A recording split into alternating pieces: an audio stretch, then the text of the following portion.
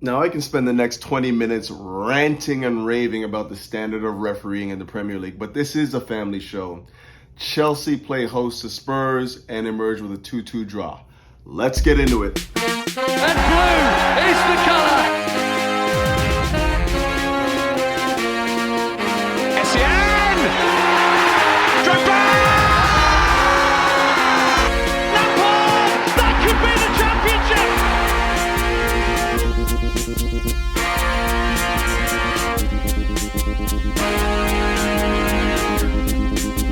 Greetings! Welcome back to Couch Critic with me, Dennis P, for what is your Chelsea match review show, but more specifically, a tactical synopsis of Chelsea's performance against Tottenham Hotspur. But before I get into all that, fellas, you already know it's a new season. Let's get the likes up, hit the like button, smash the like button, hit the subscribe button, hit the bell notification button to keep up with the latest and the newest. And you already know about my sponsor. They go by the name of Major League Socks. And fellas, if you ever want to walk in the footsteps of greatness, you know what to do. Hit them up. The link will be in the description. Okay, so Chelsea played host to Tottenham Hotspur and came away with a 2-2 draw. Undeservedly. Obviously, Chelsea dominated that match from minute 1 to minute 90, and we're unfortunate with some of the refereeing decisions. We're not going to really get into that because, as I said, there were so many good things that came out of that game. What we saw from Chelsea offensively, defensively, tactically, Thomas Tuchel put in a masterclass, and, just we're unfortunate not to get all 3 points. But we're not going to be focusing on any of that. We're going to be looking at 3 things as we normally do. We're going to be looking at Ruben Loftus-Cheek, who was my man of the match in his wide right midfielder role, wing-back role if you want to call it that. I didn't really see it like that. I thought he was just playing a wide right midfielder. We're also going to be looking at Chelsea's tactical shape. Obviously, they played a 3 at the back or started like that and switched to a 4-2-3-1. And we're also going to be looking at Chelsea's attacking movement in the final third. Okay, it's safe to say that Chelsea are not a completed side right now, and as a result, Thomas Tuchel has kind of had to rejig how he sees his team play in order to find the right solutions in games. And one of the solutions that he was able to come up with for this game against the Spurs was playing Ruben Loftus-Cheek in that wide right midfielder role. And I thought everything good that was happening in the game, especially in that first half, was happening on that right side, and Ruben Loftus-Cheek was central to a lot of it. And it just comes down to the fact that he's such a big body. Now, I have a lot of time for Ruben Loftus-Cheek because I feel like he's just got so much talent that has not been completely tapped into. Obviously, he had that spell under Maurizio Sarri right before the injury where he was basically banging in goals for fun, very good in attacking the boxes and whatnot, and producing for Chelsea. And, since then, he hasn't really hit the highest of heights, but under Thomas Tuchel, the last year and a bit, he's really starting to redefine his game, and he's finding himself in a bunch of different tactical shapes. I mean, last year he played center back, obviously he played wing back, he played wide right midfielder, he's played in the 6, he's played further forward in the 10, and in every one of these roles, we're seeing that this guy has the versatility to offer something for Chelsea. But in this new role where we're seeing him as a wide right midfielder, I think this is probably where Thomas Tuchel is going to be able to get the most out of Ruben Loftus-Cheek.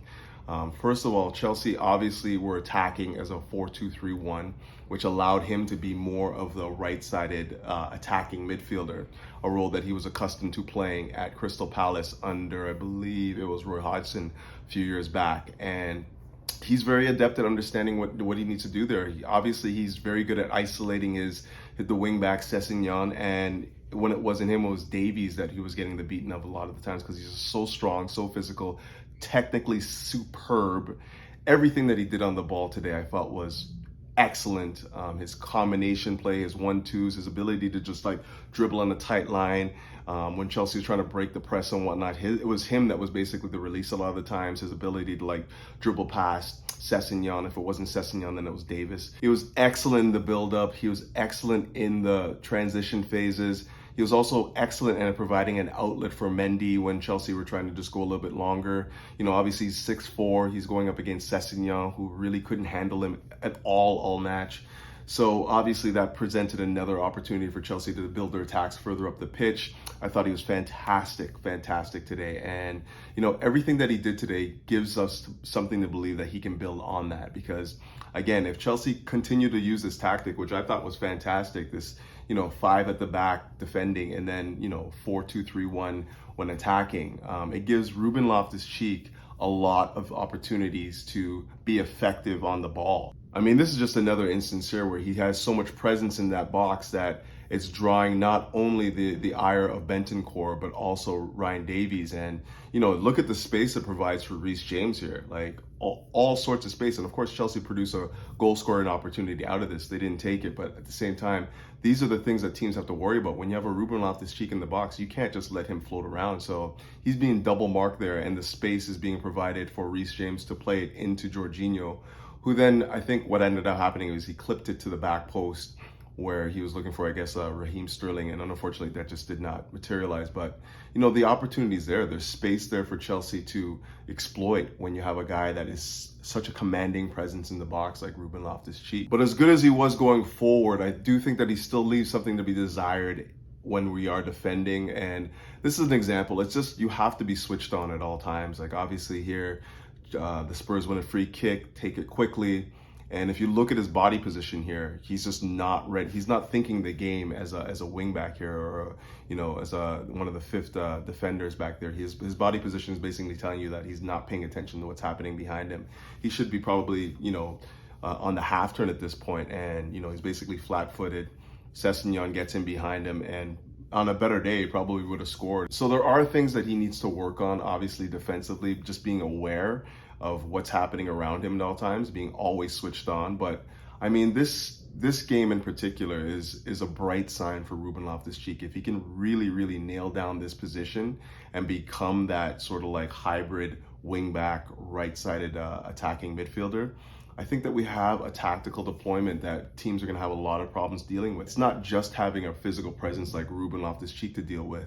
You also have Reece James, who, again, this is tactically perfect because you have Reece James still providing the dangerous crosses and whatnot when he's pushing forward as a fullback and whatnot. So, you know, it gives teams a lot to think about in that final third. You know, Conte, you know, obviously very good at like advancing the ball into dangerous areas. And then you have Ruben Loftus-Cheek and Reece James on that side as well. And then, you know, when Mason Mount comes to connect in the free role as a number 10, you have another possibility there for overload. So again, this is tactically, if Ruben Loftus-Cheek can continue to build on this performance, this tactically will give Chelsea all sorts of fluidity, not only going forward, but also defending.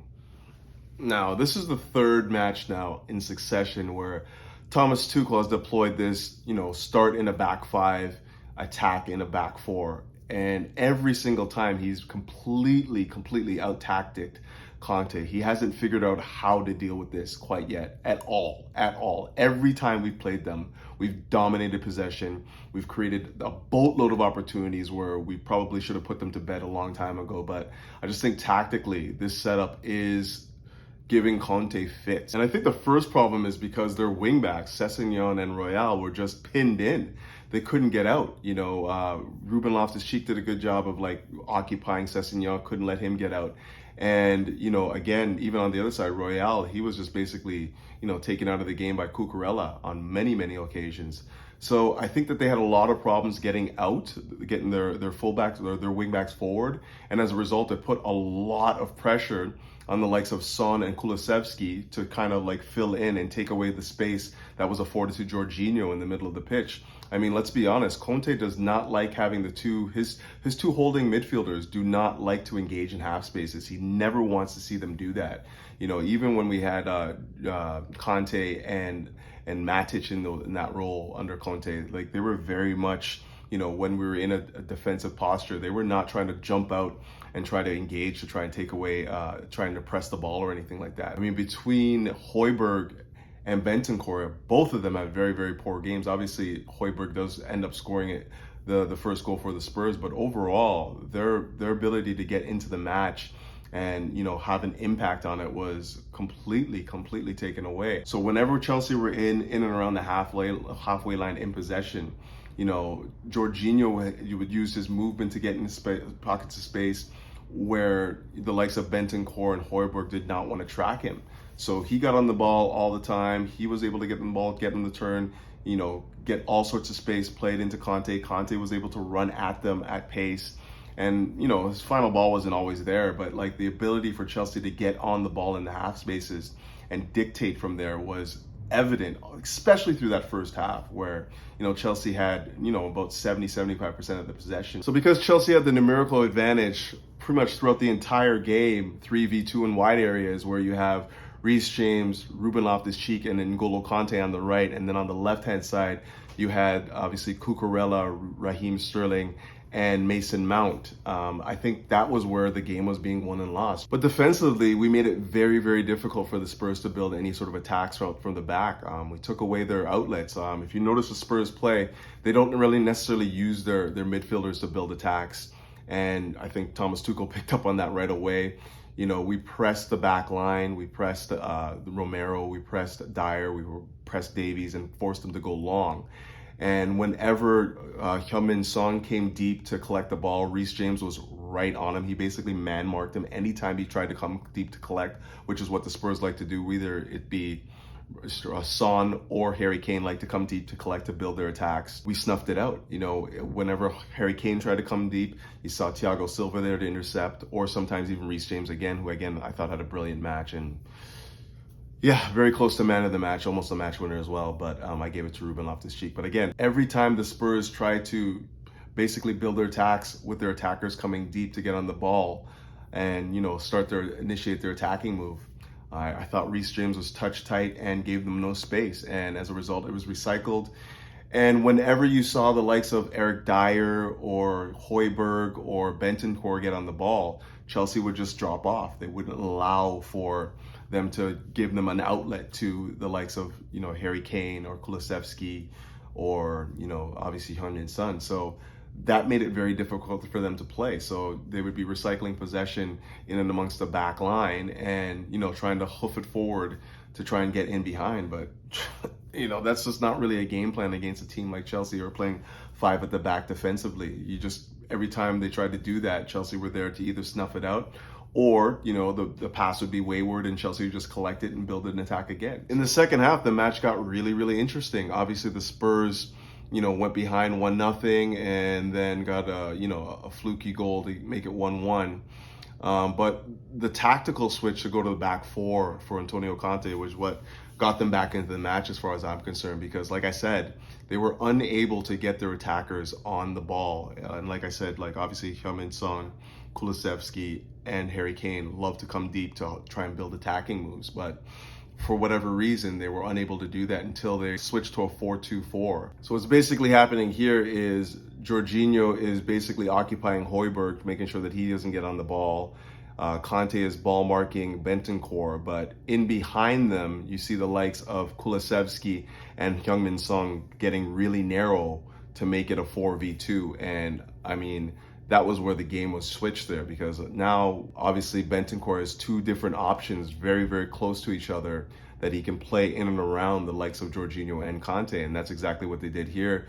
Bentancur plays it into Heung-min Son, who quickly shifts it out to Kulusevski, and they're basically in on our back line. And obviously we snuffed it out, but at the same time, this is where the switch was taking place and where Tottenham started to grow into the match again. And it was only until Antonio Conte made a tactical switch to take off Jorginho, move Ruben Loftus-Cheek into the midfield, and obviously play Reece James at the right wing back, that Chelsea were able to get some more semblance into the match again. I mean, this is the stuff I live for, seeing a tactical switch and then seeing a counter to it and then another counter to that, and two guys on the sidelines basically jostling with each other, obviously physically and mentally, to get the better of each other. And on a better day, I really do think that Thomas Tuchel won the tactical duel. But having said that, I still think that Antonio Conte showed that he is able and capable to adjust in game to make things better for his team. Now, in the build up to the match, Thomas Tuchel talked about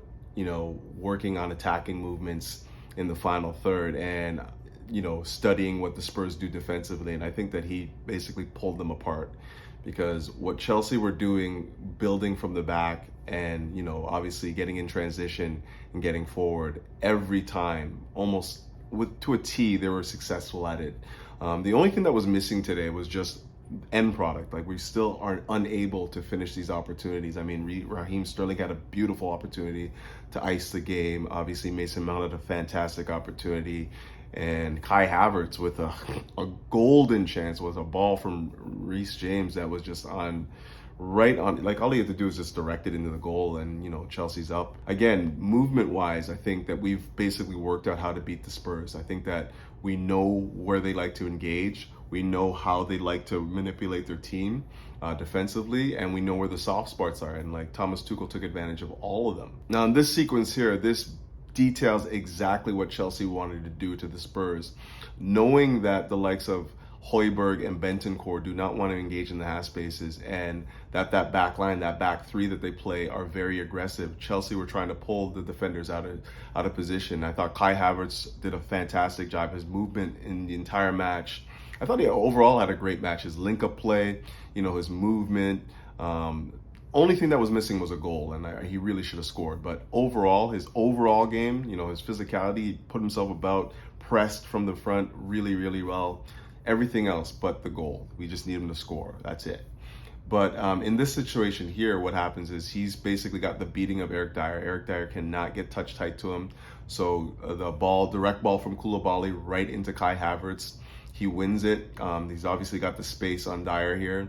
He plays it inwards towards Mason Mount. Mason Mount then surveys the pitch, comes on his right foot, and plays a direct ball right into the middle of the Spurs defense, where Eric Dyer would have been ideally in another scenario. But because he was pulled out by Kai Havertz and was attracted to the ball there, it left a gaping space for the likes of Raheem Sterling to get in, coming in from the right, cutting into the middle of the pitch. Unfortunately, mishandles the ball, and the opportunity's gone here. But that's exactly what Chelsea wanted to do. This is a rehearsed move. And another situation here, and I thought Jorginho, obviously the first goal the Spurs scored, he probably should have cleared it. But overall, I thought he had a brilliant match. He was dictating. He was telling people where they needed to be, as he normally does.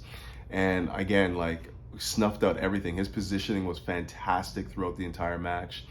And here in this offensive phase here, he's just dictating exactly where he wants everyone to be. He's telling Mason Mount, I want you over here. I want an overload on this right-hand side here, because he can just basically tell what the Spurs backline want to do. They want to basically engage, really aggressively. And in this particular move here, we have Ryan Davies aggressively moving towards Mason Mount, and not realizing that there's space in behind, or not recognizing that there's space in behind. So what Jorginho does now is he plays the ball to Conte. Conte plays it inward or outwards to Reece James. Reece James then comes inward to Jorginho, and in the split second that Jorginho gets the ball, Mason Mount is already peeling off of Ryan Davies and is in behind. And with a better ball from Jorginho, that's another goal-scoring opportunity right there. But again, this is just Chelsea recognizing that the Spurs defense is extremely aggressive, that back line.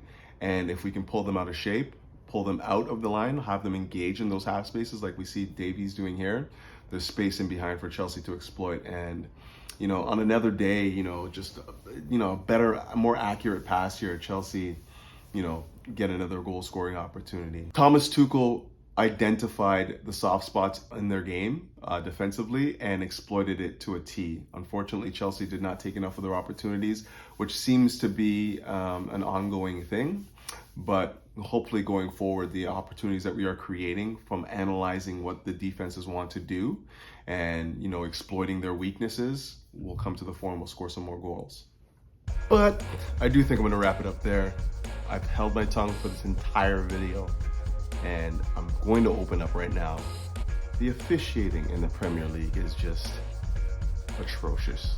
I mean, what is it with Chelsea and these bald referees too? Like Overboo in the Champions League against Barcelona, this Anthony Taylor idiot, and of course Mike Dean in the VAR. Like, what are they watching?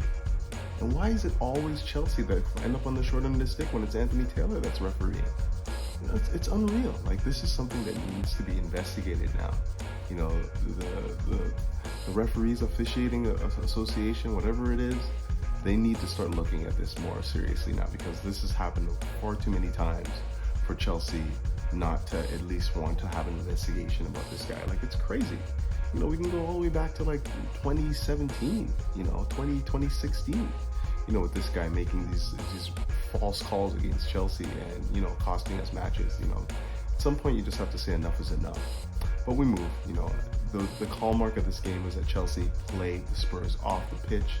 We deserved all 3 points. We didn't get all 3 because of the referee decisions. Like, obviously, Kai clearly fouled, not given. They score at the other end.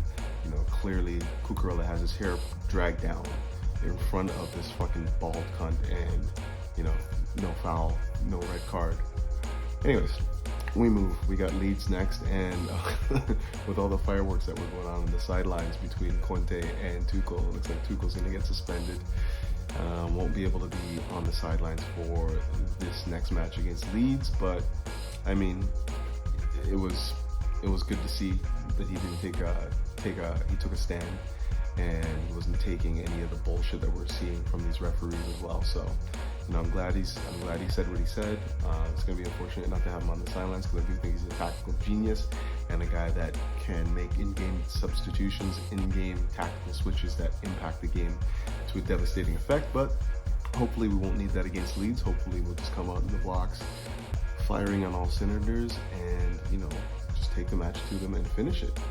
But until then, fellas, you know what to do. Keep the blue flag flying high, and up the Chels. Peace.